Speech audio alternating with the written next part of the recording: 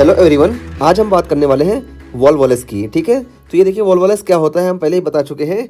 यहाँ पे जब हम बात किए थे, ये देखिए माल फॉर्मेशन, तो यहाँ पे बताए थे वॉल्वोलेस जो ये हमारी कॉलोन है ना, या कोई भी जीआईटी का पार्ट, ये जो हमारी मेजेंट्री होती है ना, इसके अलॉन्ग ऐसे ट्विस्ट कर जाता है। ठीक है, तो इसका ट्विस्ट करने का रीज़न क्या है कि ये जो है कॉलोन बड़ा हो जाता है, इस वजह से जब ये बड़ा हुआ तो इसका सरफेस एरिया ज़्यादा होता है, इस वजह से मेजेंट्री के किनारे किनारे ट्विस्ट कर जाता है। और जब ट्विस्ट करेगा तो जानते हैं मेजेंट्री को ये जब रैप करेगा तो मेजेंट्री से ब्लड फ्लो प्रॉपर नहीं आएगा, उस वजह से यहाँ पे नेक्रोसिस वगैरह होने लगेगी। ये और बता दिए, देखिए यहाँ क्या बताया गया है।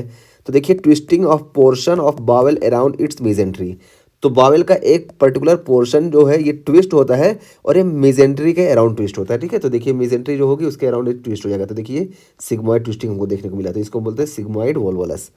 और इसकी वजह से क्या होगा, can lead to obstruction and infarction.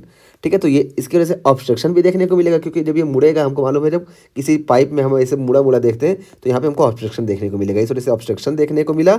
और इन्फाक्शन इसलिए देखने को मिलेगा कि मेजेंट्री के पास जब रैप करेगा तो मेजेंट्री दब जाएगी, जिसकी वजह से नेक्रोसिस और इन्फाक्शन वगैरह देखने को मिलेगा। ठीक है, ये हो गया।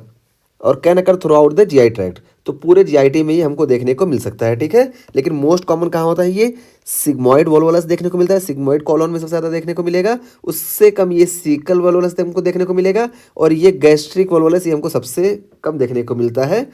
और गैस्ट्रिक वॉल्वोलस देखने को मिलेगा तो क्या होगा इसमें, तो देखिए गैस्ट्रिक वॉल्वोलस अगर देखने को मिलेगा तो more common with anatomic abnormalities. तो अगर गैस्ट्रिक वॉल्वोलस देखने को मिला तो इसमें एनाटॉमिक एबनॉर्मेलिटीज़ देखने को मिलेगी, जैसे पैरा इसोफेजियल हर्निया। ठीक है, तो पैरा इसोफेजियल हर्निया देखने को मिलेगा and present with severe abdominal pain.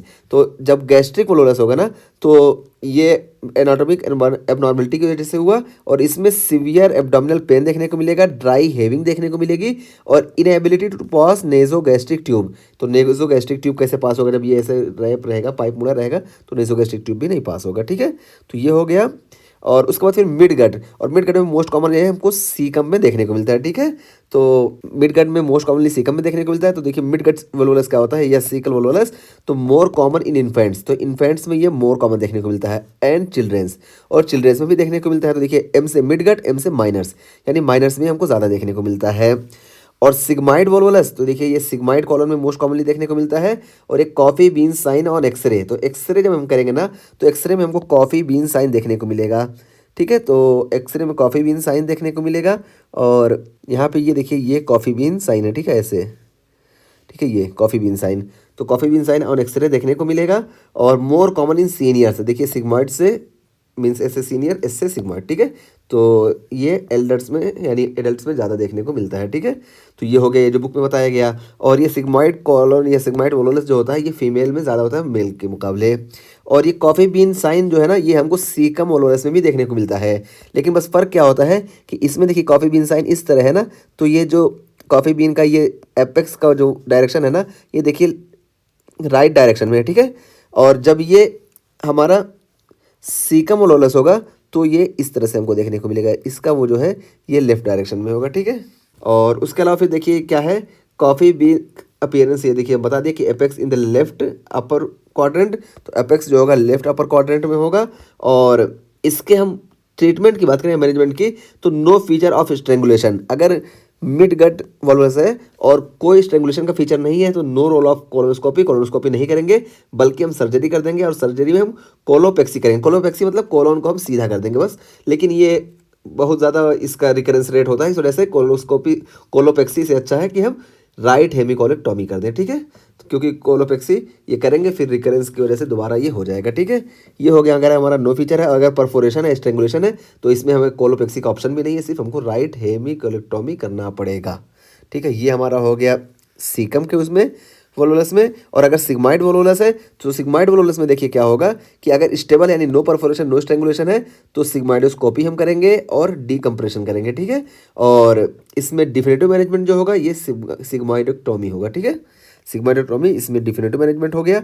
और अगर ये अनस्टेबल यानी सेप्सिस है, स्ट्रेंगुलेशन या परफोरेशन है, तो यहाँ पे हम हार्ट्समैन प्रोसीजर करेंगे। ठीक है, तो ये हमारा दोनों का अलग अलग हम मैनेजमेंट बता दिए। इसका मैनेजमेंट हो गया मिड गट का या सीकम वॉल्वोलस का, और सिग्माइड वॉल्वोलस का मैनेजमेंट ये हो गया। ठीक है, और सिग्माइड वॉल्वोलस में जब हम कॉन्ट्रास्ट एनीमा करेंगे ना, तो कॉन्ट्रास्ट एनीमा में हमको beak appearance, bird beak appearance, ठीक है, बर्ड बीक अपीयरेंस देखने को मिलेगा। ठीक, तो ये हमारा वॉल्वुलस का टॉपिक ये कंप्लीट हुआ। इसमें हमें ये सारी चीज़ें देखने को मिलेंगी। और अच्छा, इसका रोटेशन हम देख लें तो ये जो है ना यूजुअली रोटेट्स एंटी क्लॉकवाइज। तो ये मोस्टली जो है sigmoid volvulus anti clockwise direction में रोटेट करता है, जबकि ये हमारा सीकम वॉल्वुलस ये रोटेट यूजुअली क्लॉकवाइज डायरेक्शन, ठीक है, क्लॉकवाइज डायरेक्शन में ये रोटेट करता है।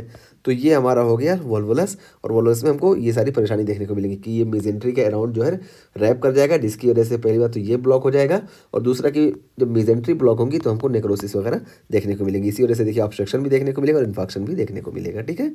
और ये पूरे जीआईटी में कहीं भी हो सकता है। और अगर अपर जीआईटी में हो रहा है तो हमको नेसोगैस्ट्रिक ट्यूब पास करने में परेशानी होगी और सीवियर एब्डोमिनल पेन होगा, ठीक है। और मिड गट या सिग्मॉइड में हो रहा है तो हमको कॉफी बीन साइन देखने को मिलेगा एक्सरे में।